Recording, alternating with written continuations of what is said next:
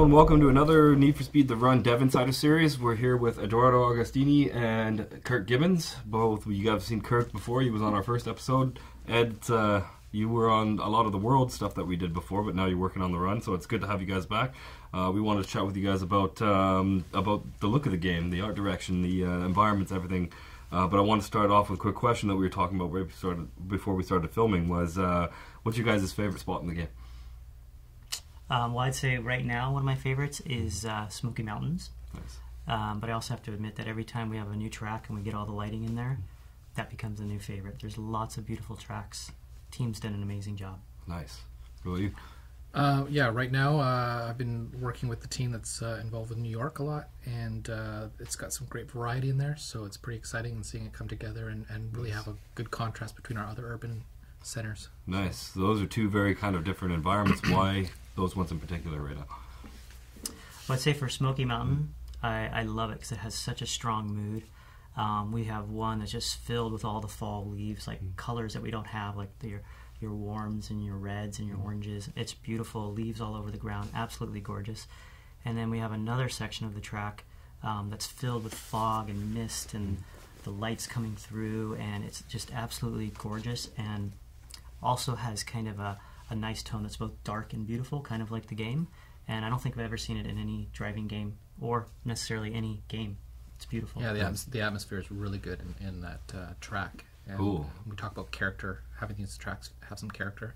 It's one of the reasons I like New York, is because when you get into those alleyways and you see the grunge and the dark, and then the contrast as you break free and then into another alley, and it just feels so iconic as New York. What do you expect, right?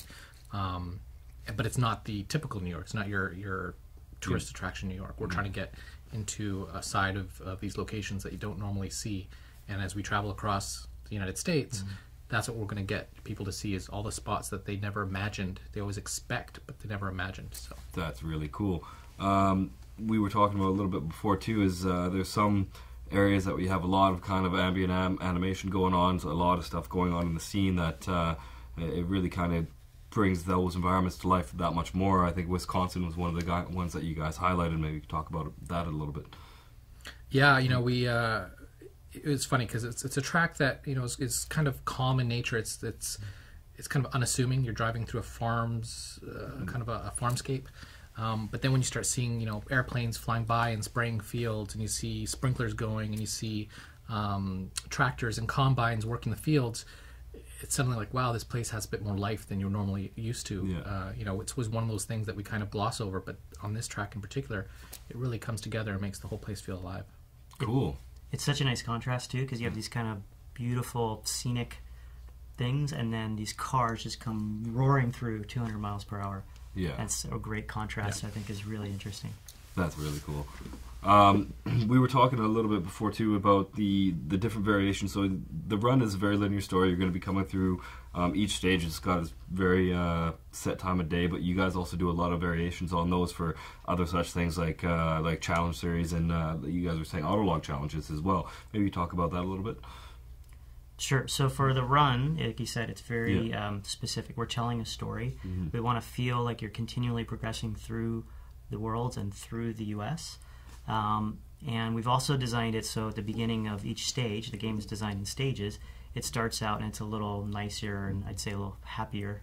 And then as you progress through the stage, it gets darker and heavier as things get more intense and the story gets more intense. So that's designed specifically to go up and down and bring your emotions with you on the drive.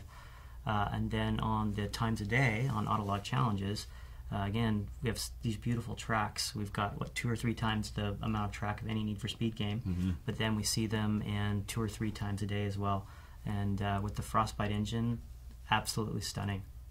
That's really cool. I can't wait for everybody to come take a look at it once the game comes out. And this is something that we can talk about kind of all day with these environments, but we should keep it close now, and hope you guys enjoy what we've been able to see throughout the development, and hopefully you guys agree with us that it's absolutely amazing. So thanks guys for taking the time and chatting with us. It's awesome to get you guys out, and of course the community guys love seeing you guys, so thanks.